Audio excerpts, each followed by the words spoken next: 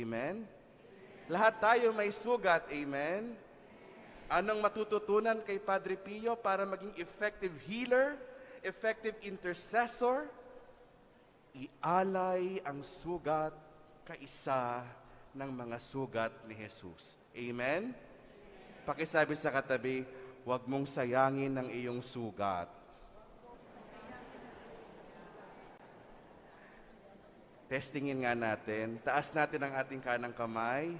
Kanang kamay. Sabihin natin, Lord, iniaalay ko ang aking mga sugat.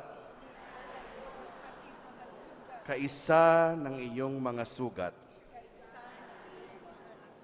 Para sa kagalingan ng aking katabi. Ipatong ang kanang kamay sa iyong katabi. In Jesus' name, magaling ka na. Palakpakan natin ang Diyos. Mga kapatid, huwag sayangin ang sugat. Ulitin nga natin. Mas malakas, huwag sayangin ang sugat. Pag meron kayong nararanasang paghihirap, pagtataksil, mga sakit, sipon, ubo, anumang sakit yan, ialay agad.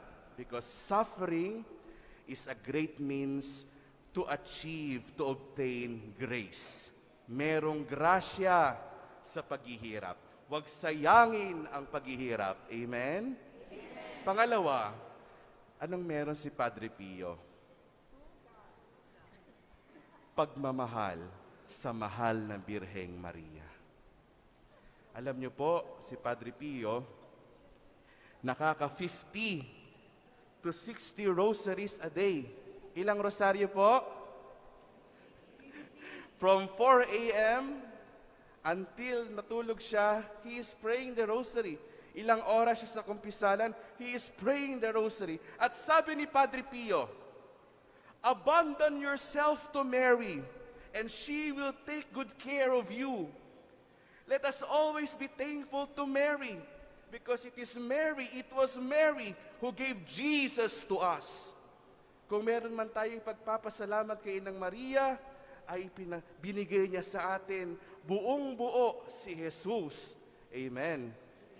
Kaya very powerful siya. Sabi niya, hold on to your rosary. Sino sa inyo, mga Katoliko? Tayo mga Katoliko, may mga rosaries ba tayo dyan?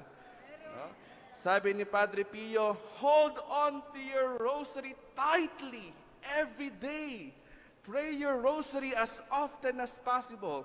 Sabi ni Padre Pio, this is our weapon in these times. Yan ang sabi ni Padre Pio.